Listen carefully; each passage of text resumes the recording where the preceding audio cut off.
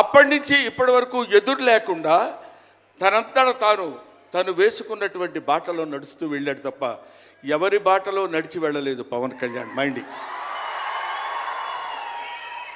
తన బాటలో వస్తున్నటువంటి ముళ్ళు, అవాంతరాలు, కష్టాలు, సుఖాలు తనంతట తాను ఎదురు తిరిగి రొమ్ము విరిచి నడుచుకుంటూ వెళ్ళాడు తప్ప ఎవరు వేసుకున్న బాటలో వెళ్ళలేదు. ఆయన వేసుకున్న బాటలో 10 మందిని నడిపిస్తూ వచ్చాడు. ఒక్క మాటలో చెప్పాలంటే ఆయన ఒక స్వయం శిల్పి, తన్ను తాను చెక్కుకున్నటువంటి శిల్పి.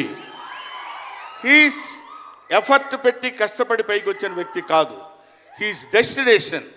నాకు తెలిసి ఆయన జీవితం ఒక అద్భుతమైనటువంటి సౌందర్యవంతంగా కళాకృతిగా తీర్చిదిద్దినటువంటి వ్యక్తి. ఈయన దేవుణ్ణి ఎందుకు నమ్ముకున్నాడు అనేటువంటి ఆలోచన మనకు వస్తే, ఏదో ఒక మధ్యతరగతి కుటుంబంలో పుట్టినటువంటి వ్యక్తి అలా అలా తను తాను పెంచుకుంటూ వస్తే తెలియదు భగవంతుడు ఎక్కడ ఎలా తలుపు తిప్పుతాడో తెలియకుండా ఆయన తను ఎలా మలుపు తిప్పుకున్నాడంటే, ఈయన సినిమా యాక్టర్ ఏంటి, ఎవరితో మాట్లాడు, ఎటు పక్కన నిలబడతాడు, ఈయన సినిమా యాక్టర్ ఏంటి అని మనం అనుకుంటే, కాదురా నువ్వు సినిమా యాక్టర్ అయి తీరాలని చిరంజీవి గారు, సురేఖ గారి ప్రోత్సాహంతో అక్కడ అమ్మాయి ఇక్కడ అబ్బాయి అనే సినిమాలో యాక్ట్ చేశాడు. పోనీ యాక్ట్ చేశాడు, అలా అయిపోయింది.